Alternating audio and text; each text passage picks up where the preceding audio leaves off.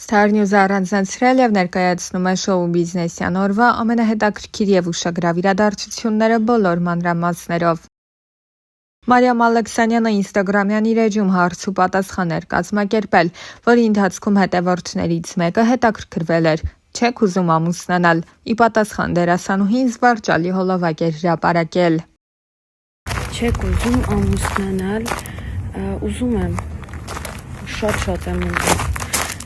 ինչ անեմ, գոռամ, կհայտնվի, շատ եմ ուզում, չհայտնվեց, չկա չէ ոնց որ ոչ միտեղ, չկա, այս անգամ էլ չստացվեց,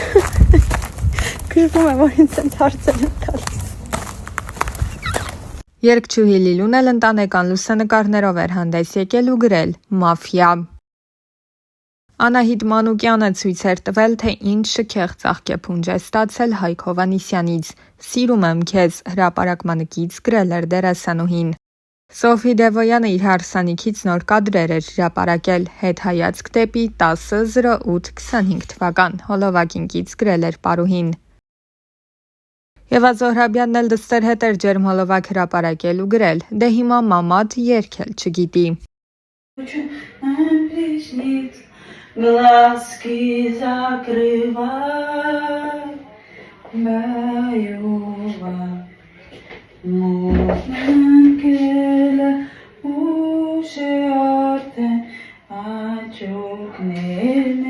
Նոր ֆոտոշարքով էլ հանդես էր եկել երգչուհի Սիրուշոն։ Ռուսկատակերգու եւ հաղորդավար Մաքսիմ Գալկինը բացատրել էր իր մատին ամուսնական մատանու բացակայությունը։ Վթարից հետո այտուցը դեռ չի անցել, ես դեռ չեմ կարող մատանին կրել, պարզաբանել էր Գալկինը։ Ռոզա Դավթյանն էլ մոտիվացիոն հրապարակում էր արել։ Հետևորդներից մեկը հետաքրքրվել էր, ինչպես եք վերաբերվում անհաջողություններին։ Ի պատասխան Ռոզան նշել է. «Իմ բոլոր հաջողությունները ծնվել են անհաջողություններից»։ Անդրեյի եւ Անի Օհանյանի բաժանումը ուղեկցվեց բավականին շատ սկանդալներով, ամենատարբեր տեսակի կարծիքով, մեղադրանքներով ու փոխադարձ վիրավորանքներով։ Հանուն արդարության պետք է նշել, որ Անդրեն այս ողջ շրջանում կարողացել է լռություն պահպանել այս թեմայի շուրջ եւ դեռևս չի մեկնաբանել ստեղծված իրավիճակը։ Փոխարենը նրա նախկին կինը Անի Օհանյանը սկզբնական շրջանում բավականին հաճախ էր գրառումներով հանդես գալիս, որտեղ Անդրեին մեղադրում էր բռնության մեջ։ Բայց թե Անդրեն եւ թե Անին պարբերաբար շարունակում են իրենց դստեր մասնակցությամբ հրապարակումներ անել։ Եվ նրանց այս հրապարակումները համացանցի մի շարք օգտատերերի մոտ տպավորություն էին ստեղծել, թե զույգը կարողացել է անցյալում թողնել վեճերն ու դժգոհությունները եւ կրկին միացել է։ Գոնե հանուն երեխայի։ Սակայն պետք է նշենք, որ Անդրեն եւ Անին այս պահին էլ ամուսնալուծված են։ Ավելին, Ամերիկայի Միացյալ Նահանգներում ընթանում էր նրանց դատական նիստը։ Երգիչ Անդրեի շուրջ ստեղծված իրավիճակը այս պահին համացանցի թիվ 1 քննարկման առարկան է դարձել, ու այս քննարկումների ֆոնին տարածվում է մի հարցազրույց, որը երգիչը տվել է դեռ տարիներ առաջ։ Այն ներկայացնում ենք ձեր ուշադրությանը։ Իմ փոխարեն շատ բաներ են որոշում, արդեն սովոր եմ այդ ամեն ինչին ու վաղուց կարելի է ասել արդեն 20 տարուց ավել։ Եթե այդպես են որոշել, որ ես ամուսնացել եմ ու այդպես են մտածում, թող այդպես լինի։ Ես որևէ մեկնաբանություն չեմ ուզում տալ այդ ամենի շուրջ, որովհետև կարծում եմ այդ հարցերի պատասխանը տրվեց քեզ տերեմ տեսահոլովակում։ Բայց դրանից հետո էլ շարունակվեցին շնորհավորանքներ, երևի միշտ էլ հետաքրքիր է մարդու անձնականը, բայց ես կցանկանայի, որ իմ արվեստը ավելի շատ հետաքրքրեր մարդկանց։ Ուրախ եմ, որ իմ արվեստը իսկապես հետաքրքիր է այն հանդիսատեսին, որը 20 տարի շարունակ իմ կողքին է։ Նրանք, ովքեր ինձ այս տարիների ընթացքում հասցրել են ճանաչել, վստահ եմ գիտեն, որ ես երբևիցե իմ անձնական կյանքն ու հարաբերությունները չեմ սիրելի ցույց դնել հանրությանը։ Բոլորին հետաքրքրող ցանկացած հարցի պատասխան հենց տեսահոլովակում է, ընդամենը պետք է այն սկզբից մինչև վերջ դիտել, բայց ցավոք այսօր մարդիկ միայն լուսանկարներով են կարծիք կազմում կամ միայն նյութերի վերնագրեր ընթերցելով, չկարդալով ամբողջական նյութն ու չդիտելով տեսանյութը։ Դա նույնն է, ինչ 2 ժամ տևողությամբ հրաշալի ֆիլմը դիտելու փոխարեն միայն մի քանի վայրկյան տևող թիզերը նայեց։ Շատերի կյանքում եղել է նման պատմություն, ես չեմ ցանկանում շատ բաներ բացահայտել, որովհետև պարզապես չեմ ցանկանում, չեմ ուզում անդրադառնալ այն ամենին, ինչ եղել է իմ անցյալում, որովհետև այն, ինչ կա իմ ներկայում, ավելի լուսավոր է, ավելի ուրախ ու սիրով լի։ Կան տեսահոլովակներ, որոնք ներկայացնում են իմ կյանքը, որոնց սցենարը հնարված չէ, բայց չեմ ասի, որոնք են դրանք։ Երբ հանրային մարդ ես, ուզած թե չուզած, անձնական կյանքդ հետաքրքիր է բոլորին, ինչու տրամաբանական ավարտ չունեցան, պատճառները շատ էին, հիասթափություններ, միմյանց չհասկանալ, դավաճանություններ, գիտես, ես առհասարակ ընկերություն անելուց երբեք եւ երբևիցե չեմ մտածել,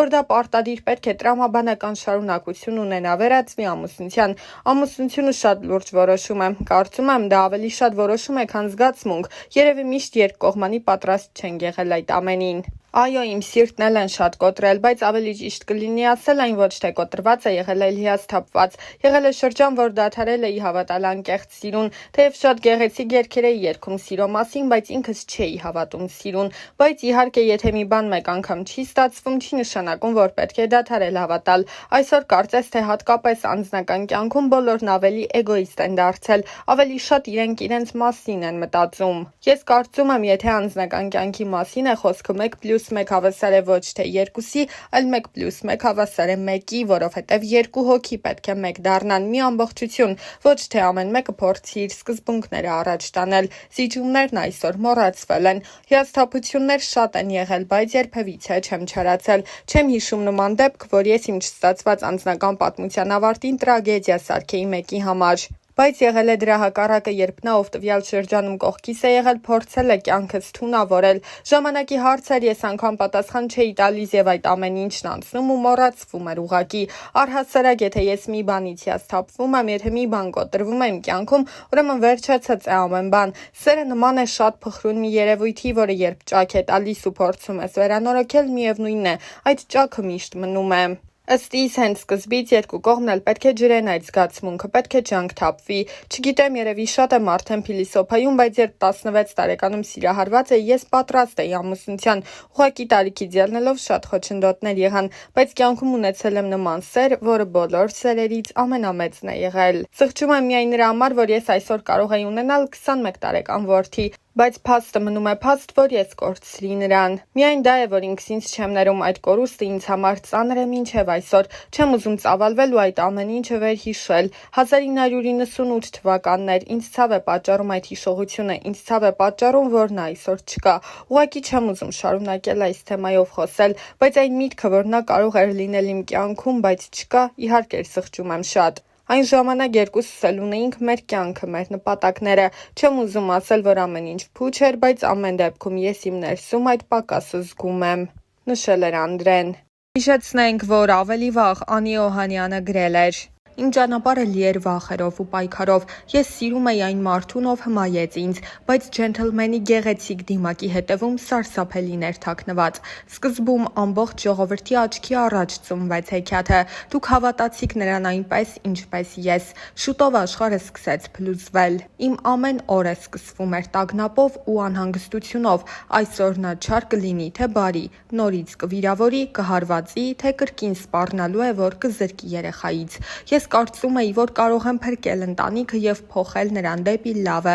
սակայն նրա ագրեսիան միայն աճում էր։ Նա չէր գիտակցում, թե որքան ցավ է պատճառում ինձ։ Ես զգում էի, որ հոգիս դանդաղորեն քանդվում է, բայց շարունակում էի հուսալ, որ նա կհասկանա եւ կփոխվի։ Ես հասկացա, որ սերը չպետք է տառապանք բերի, կներես բառը ելք չէ, դա անընդհատ կրկնվում էր։ Այսօր ես համարձակվում եմ խոսել։ Այս ամբողջ ընթացքում ես ստիպված էի ժպտալ տեսախցիկների եւ մարդկանց առջեւ, ցուցադրել երջանկություն այն ժամանակ, երբ ոչ ոք չգիտեր, թե ինչ է կատարվում փակ դռների հետևում։ Այս գրառումը ոչ միայն աղաղակ հոգու, դա կոչ է բոլոր կանանց, ովքեր տառապում են ինձ նման, աղջիկներ, կանայք, մայրեր, դուք արժանի եք սիրո, որը բերում է լույս եւ ոչ թե խավար, նշել էր նա։